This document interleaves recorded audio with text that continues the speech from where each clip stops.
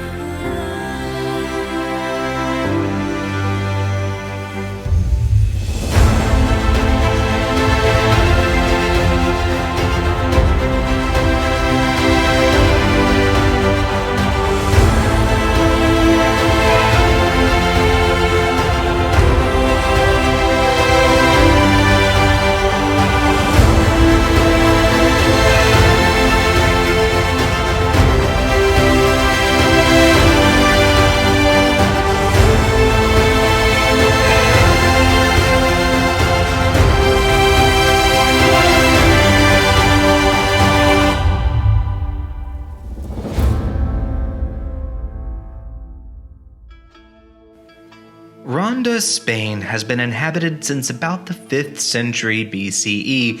It was originally inhabited by a group of Celtic-speaking peoples who called it Arunda, from whence it receives its modern-day name. The original settlers of the current city of Ronda that we know about with written records are the Romans, who occupied the region around the end of the Second Punic War in the 3rd century BCE.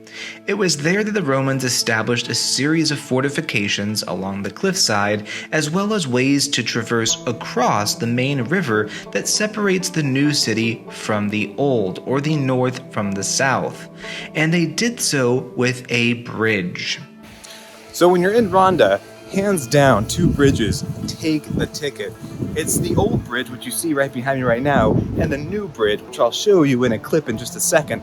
But there's one bridge that you should stop and see if you're interested in the earlier history of Ronda, and that's the Puente Romano, or the Roman Bridge, which is what I'm walking over right now. Unfortunately, the Roman bridge is one of the few pieces of evidence that we have for the Roman occupation of Ronda, and only its basic foundations are of Roman origin.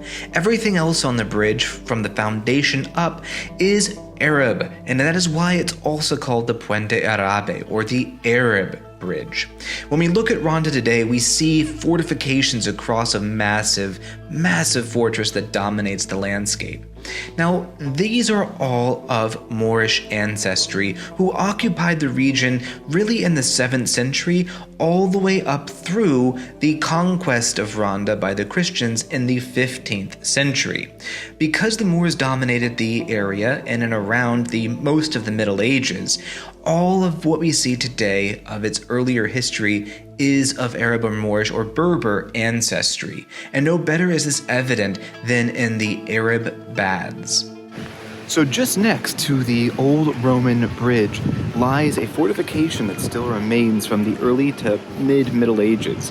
And also next to that Roman bridge are the Arab baths, which you can still tour today for only €4.50. I highly recommend it. You get a great video, a great tour, and what I'm standing on right now is the old mill that would have pulled water up into an aqueduct that would have fed water that would have then been warmed for the Arab baths in really the 14th century or so, and it's built right next to the Roman gate so that visitors could cleanse their bodies and their souls at the mosques nearby before entering the town. The first room that an individual would have entered if they entered into the Arab baths would have been the atrium, which is the room that I'm standing in right now. Now, as individuals moved past the atrium, where they would have had a nice little welcome area, they would have entered the main crux of the Arab baths that survives today with its roof intact. And if we go in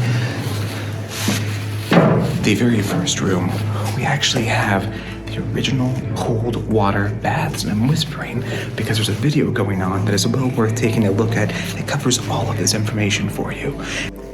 Inside the largest and main room of the baths would have been places to get massages and actually have a steam bath from the floor, which was actually heated. Throughout the Middle Ages, under Moorish, Berber, and Arab control, the city expanded and reinforced its massive walls. Ronda is built into a cliffside, which means that it has natural defensive barriers. These were enhanced by many feet thick walls on the south side and along the west and east side of the city, which would have protected it from nearly any attack. So we're standing right now on one of the towers of the original gate called the Al-Mokabar, which stands on the south side of Ronda.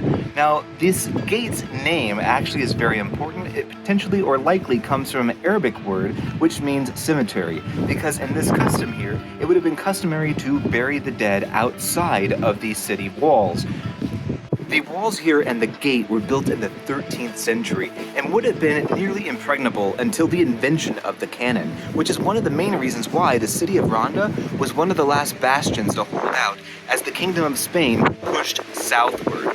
Now, the city itself didn't even fall until 1485, and we can still see some of the results of the battle and war that would have ensued in and around Ronda. One of the most important features of Ronda, however, doesn't lie within the walls of the city, rather in a special kind of tower in the city that would have taken passengers down into the gorge below.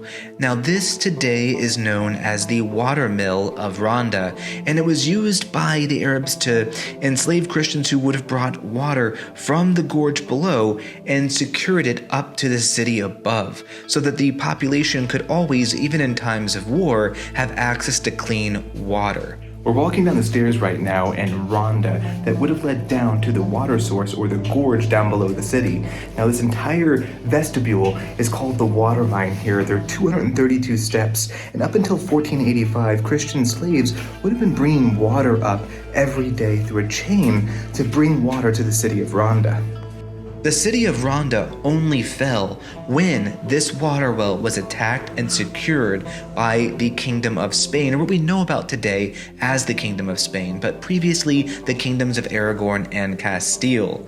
And it was only when this water well was actually attacked and surrounded that the city of Ronda fell. One of the things that you'll notice about this water mill is that it's incredibly defensive. Now, the reason for this is because water is absolutely essential for any city to thrive. The citizens need it as a part of their daily regimen of food and water intake.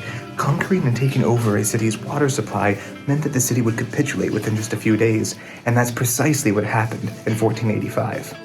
The sacking of Ronda in 1485 marks the end of its medieval history and the beginning of its early modern history, and that's where we're going to end this video today. Thanks for listening. If you get a lot out of this channel and if you enjoy it, please like and subscribe down below. Over the next few months, I'll be putting out more videos on medieval and Roman Spain while I travel across the Iberian Peninsula.